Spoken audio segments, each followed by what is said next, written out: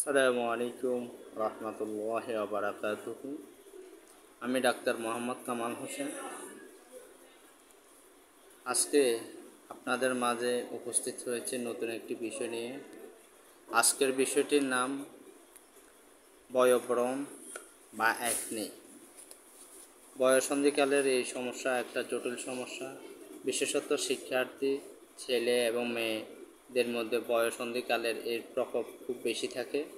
আজকে এই ব্রণের সমস্যায় হোমিওপ্যাথিক ওষুধ যে কার্যকরী, খুবই ফলপ্রসূ, এই সম্পর্কে আলোচনা করব। আশা করি আপনারা প্রথম থেকে এই ভিডিওটি দেখবেন এবং আশা করি উপকৃত হবেন। যদি আপনারা উপকৃত হন তাহলে লাইক, কমেন্ট এবং শেয়ার করবেন। এবং আজকের আলোচনা থেকে আপনারা ব্রণের প্রকারভেদ অনুযায়ী কী কী ওষুধ আসতে পারে, কী কী ওষুধ খেলে আপনার আরোগ্য লাভ করবেন সে বিষয় সম্পর্কে তুলে ধরা হবে। আশা করি আপনারা সম্পূর্ণ ভিডিওটি দেখবেন।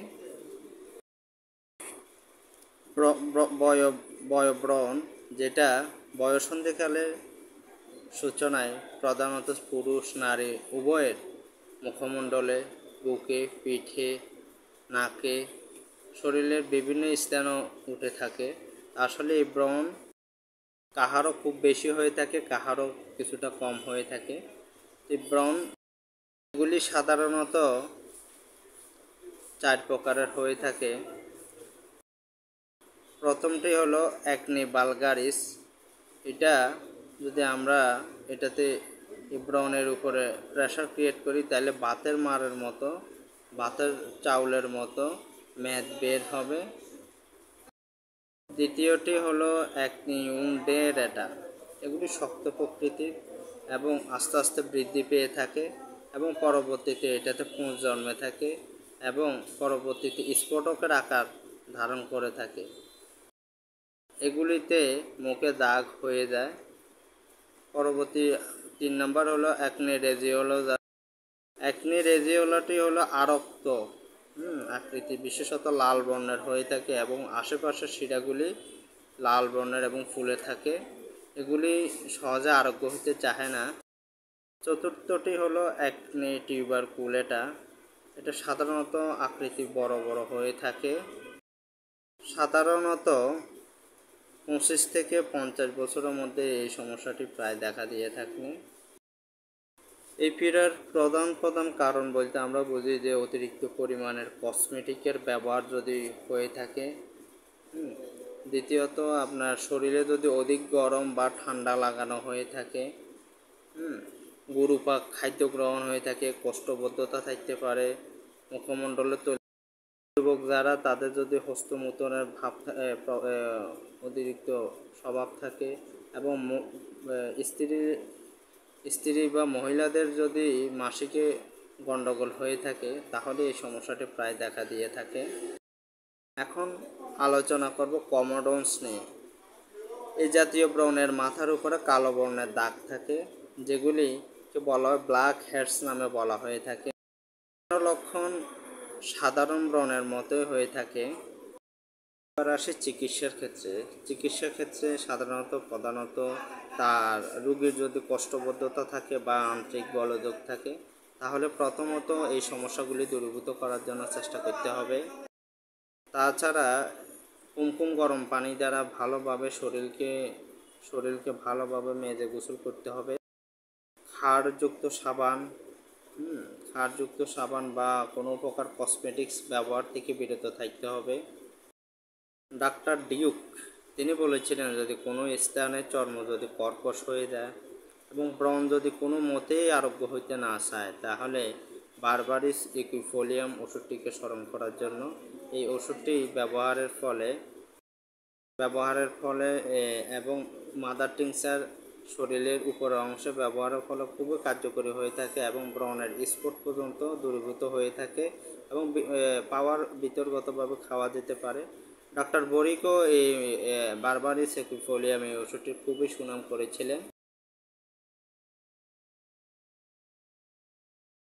ব্রণের সমস্যায় বিশেষত মেয়েদের ব্রণের সমস্যায় ক্যালকেরিয়া ফস 30 ওষুধটি খুব ভালো কার্যকরী।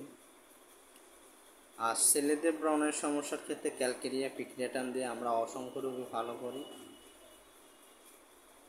উক্ত মেডিসিন ব্যবহারে বেশিরভাগ রোগী আরোগ্য হয়, বাকিগুলি আরোগ্য না হলে ধাতুগত মেডিসিন সিলেকশনের মাধ্যমে, চিকিৎসার মাধ্যমে রোগী আরোগ্য করা সম্ভব হয়। এছাড়া ব্রণ যদি টিপলে যদি পাথর মারার মতো বের হয়, এক্ষেত্রে ক্যালিমিউর ওষুধটি 6x বা 12x পাওয়ার ব্যবহারে এই সমস্যা দূরীভূত হয়ে থাকে।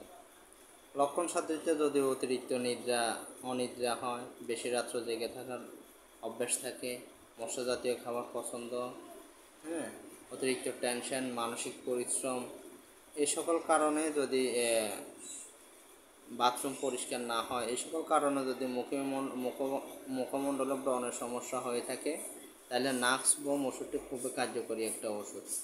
এছাড়া সচরাচর আমরা বয়সন্ধিকালের যে কোনো ব্রণের সমস্যার ক্ষেত্রে ক্যালকেরিয়া ফস 12x এই ওষুধটি ব্যবহার করে ভালো উপকার পেয়ে থাকি। এছাড়াও মুখে অসংখ্য কালো আকৃতির কালো বর্ণের যদি ব্রণের দেখা মিলে এবং তা যদি টিপলে বাতুরি বের হয়, তাহলে এক্ষেত্রে কিউবেবা 200 খুব ভালো কার্যকরী একটা ওষুধ। গালে এবং কপালে লাল বর্ণের যদি ব্রণ হয়ে থাকে, তাহলে এক্ষেত্রে লিডাম খুব কার্যকরী একটা ওষুধ। ব্রণের উপরে টিপের কারণে যদি মুখমণ্ডল বা শরীরের কোথাও শোষণীয় আকৃতি ধারণ করে, তাহলে এই ক্ষেত্রে হাইপেরিকাম ওষুধটি ব্যবহার করতে পারেন। ব্রণে বেশিরভাগে আমরা স্ট্রেপ্টোকক্সিন এই ওষুধটি দ্বারা যখন কোনো ব্রণ আরোগ্য না হয়, এক্ষেত্রে এই ওষুধটি খুবই কার্যকরী একটা ওষুধ, স্ট্রেপ্টোকক্সিনকে স্মরণ করতে পারি। এছাড়াও ব্রণের মধ্যে ক্যালকেরিয়া পিক্রেটাম, যে কোনো প্রকৃতির ব্রণের ক্ষেত্রে আমরা সাধারণত ক্যালকেরিয়া পিক্রিক্যাম, এটাও খুব ভালো কার্যকরী একটা ওষুধ, ব্যবহার করলে ভালো রেজাল্ট আসে। মেয়েদের ক্ষেত্রে সাধারণত দেখা যায় যদি মেয়ে শান্ত স্বভাবের প্রকৃতির হয়ে থাকে, যৌবনপ্রাপ্ত বয়সে, এই সময় যদি মুখমণ্ডলে ব্রণের সমস্যা হয়ে থাকে, পিপাসাহীনতা এবং নরম মনের অধিকারী হয়ে থাকে, তাইলে এক্ষেত্রে পালসেটিলা খুবই কার্যকরী একটা ওষুধ। অনেক সময় পিরিয়ডের ব্যতিক্রম হওয়ার কারণও, পিরিয়ডে অনিয়ম থাকার কারণও মুখমণ্ডলে এই ধরনের সমস্যা হতে পারে, এক্ষেত্রে পালসেটিলা খুবই কার্যকরী একটা ওষুধ।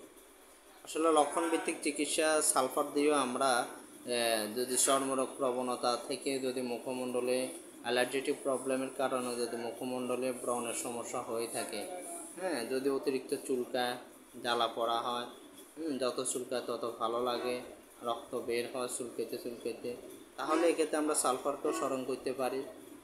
এছাড়াও ভ্যাকসিনেশনের কারণে বা টিকা দেওয়ার পরে যদি মুখমণ্ডলে ব্রণ হয়ে থাকে, তুদেরকে স্মরণ করতে পারি, অ্যান্টিমটাটকে স্মরণ করতে পারি, ভ্যাকসিনেশনকে স্মরণ করতে পারি। তো ওষুধ লক্ষণ দৃষ্টে আমরা ব্যবহারে অনেক ভালো কার্যকরী রেজাল্ট পেয়ে থাকি। এক্ষেত্রে একজন অভিজ্ঞ এবং উপযুক্ত চিকিৎসকের তত্ত্বাবধানে থেকে সঠিক কারণ, পজিশন, সেন্সেশন, মডালিটিস ইত্যাদি আমরা লক্ষ্য করি। উৎপত্তির কারণটা দিকে যদি বংশগত জেনেটিক্যালি ব্রণের প্রভাব থাকে, তাহলে এক্ষেত্রে আমাদেরকে মাইজোমেটিক জেনেটিক্যাল চিকিৎসার মাধ্যমে এই জটিল সমস্যা থেকে আমরা পরিত্রাণ পেতে পারি। এক্ষেত্রে একজন ভালো এবং অভিজ্ঞ এবং যিনি একক মেডিসিনে বিশ্বাসী, এরকম ভালো ডাক্তারের শরণাপন্ন মাধ্যমে আমরা এই চিকিৎসা পেতে পারি। আর মুখমণ্ডলে ব্রণজনিত বেশিরভাগ দাগগুলিতে বারবারিস একুইফোলিয়াম মাদার টিংচারটি ব্যবহারে মুখে ব্রণের দাগগুলি সহজে দূরীভূত হয়ে যায় এবং এগুলো আসলে অনেক চিকিৎসায় রয়েছে, অনেক মেডিসিন আছে, উপযুক্ত লক্ষণভিত্তিক আলোচনার মাধ্যমে সঠিক চিকিৎসা করা সম্ভব। ব্রণ যদি থোকা হয়ে থাকে, অনেকগুলি ব্রণ একসাথে হয়ে থাকে, তাহলে কস্টিকামকে স্মরণ করতে পারি। কপালের উপরে যদি ব্রণের প্রাদুর্ভাব বেশি থাকে, তাহলেও কস্টিকাম নামক ওষুধটিকে স্মরণ করতে পারি। এছাড়া যদি নাকের উপরে ব্রণ থাকে, তাহলে অরামিউর নামক ওষুধটিকে স্মরণ করতে পারি। দাড়ি কামানোর পরে যদি মুখে উদ্বেদ হয়, তাহলে সাইকিউটা নামক ওষুধটি ব্যবহারে আরোগ্য হবে। বুকের মধ্যে যদি ব্রণ হয় চিবুকে, তাহলে এক্ষেত্রে রাস্টক্স খুবই কার্যকরী একটা ওষুধ। ঠোঁটের উপরে যদি ব্রণ হয়ে থাকে তাহলে নাট্টামিউরকে স্মরণ করতে পারি। যে অল্প বয়সের যুবক যারা, অল্প বয়সের যুবকে যদি ব্রণ হয়ে থাকে তাহলে ক্যালিব্রম ওষুধটিকে স্মরণ করতে পারি। এছাড়াও মুখে যদি ব্রণের বিশ্রী দাগ হয়ে থাকে, ব্রণের এই বিশ্রী দাগ দূরীকরণের ক্ষেত্রে ক্যালিব্রম খুবই কার্যকরী একটা ওষুধ। বাস্তব অভিজ্ঞতাও ক্যালিব্রম দিয়ে অনেক ব্রণের এই সমস্যাগুলি দূরীভূত করতে পেরেছি। মাসিক বা ঋতুস্রাবের আগে যদি ব্রণ দেখা দেয় তাহলে ম্যাগনেসিয়াম মিউর এই ওষুধটি খুবই কার্যকরী ওষুধ। যদি মাসিকের আগে ব্রণ দেখা দিয়ে থাকে বা পরে, ঋতুস্রাবের আগে মুখে এবং কপালে যদি ব্রণের প্রাদুর্ভাব বেশি থাকে তাহলে এক্ষেত্রে ম্যাগনেসিয়াম মিউর খুবই কার্যকরী একটা ওষুধ। আসলে লক্ষণভিত্তিক চিকিৎসা দ্বারা এবং নিয়মতান্ত্রিক জীবন ব্যবস্থা দ্বারা এবং সুচিকিৎসার মাধ্যমে ব্রণের যন্ত্রণা থেকে আরোগ্য লাভ করা যায়। এছাড়াও রক্ত বিষাক্ততা বা রক্ত দূষিত হওয়ার কারণেও অনেকে ব্রণজনিত সমস্যা হয়ে থাকে। এক্ষেত্রে ইসিনেশিয়া নামক ওষুধটি বা এর মাদার টিংচার খুবই কার্যকরী একটা ব্যবহার হয়ে থাকে। আর ব্রণের ক্ষেত্রে স্টাফাইলো ব্যাসিলিয়া অ্যাকনি স্টাফাইলো একটা ওষুধ আছে, ব্যাসিলাস অ্যাকনি স্টাফাইলো, এটাও খুবই কার্যকরী একটা ওষুধ। ডাক্তার এলেন সাহেব এই কথাটা বলেছিলেন। আসলে লক্ষণভিত্তিক চিকিৎসা হলো প্রকৃত চিকিৎসা।